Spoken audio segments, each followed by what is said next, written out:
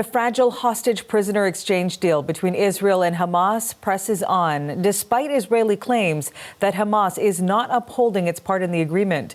In the latest development, Palestinians freed from Israeli prisons are returning home.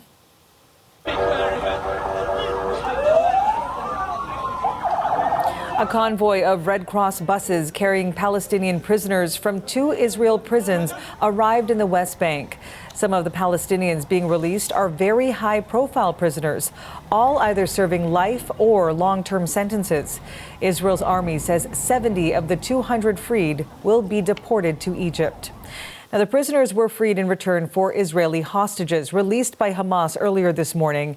And tracking this is Sasha Petrusik, leading our CBC News team on the ground in Israel, and he joins us today from Jerusalem. So, Sasha, what is the latest? We saw the images this morning, but what's happening now in this hostage prisoner exchange? Right. We have just seen a few minutes ago the 4 female soldiers, the hostages who were released by Hamas earlier today. They went through across the border and into the hands of the Israeli military. They have just landed by helicopter at a hospital east of Tel Aviv, where they will undergo more exams and be checked over.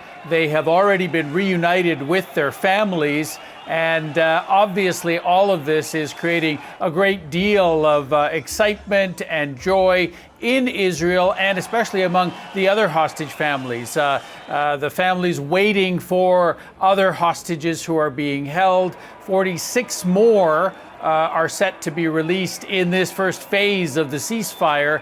And then there are altogether, at the beginning of this deal, there were close to 100 hostages being held by Hamas. That number is being reduced slowly now as more are being released. But it is still one of those situations that's very much on edge.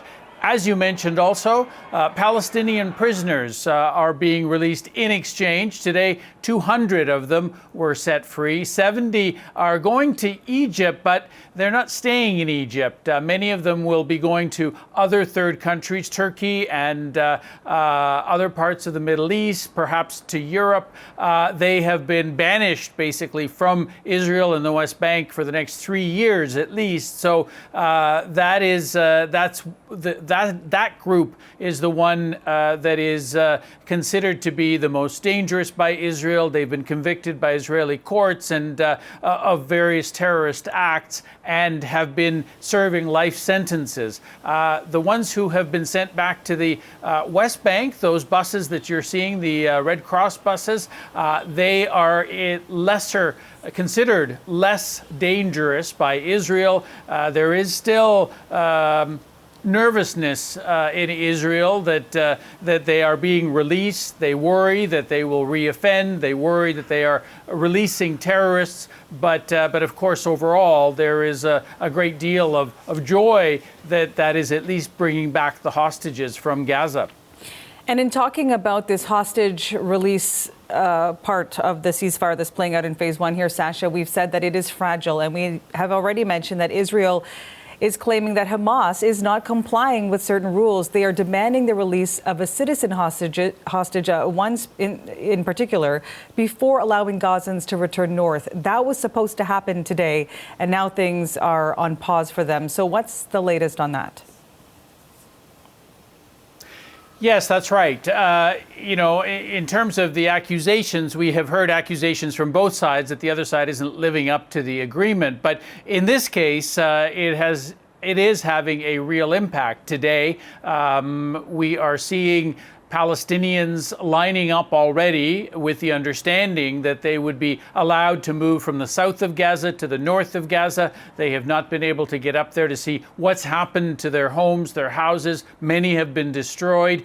They want to move back. They want to use the ceasefire to start rebuilding their lives in the north. And they are being held back around the middle of Gaza, not being allowed to move back up north. And what's holding that up is Israel's claim that Hamas did not live up to the agreement, did not release one civilian, female civilian hostage in particular. That's Arbel Yehud.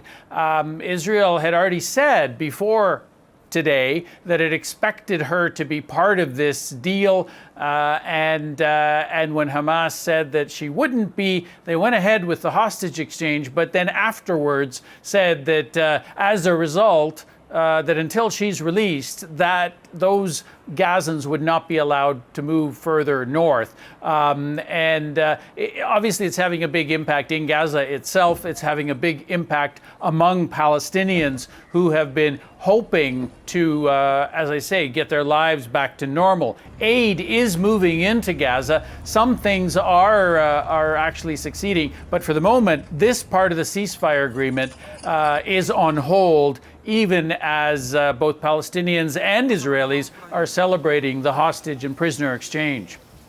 Thanks so much for this, Sasha. That's senior international correspondent Sasha Petrusik in Jerusalem.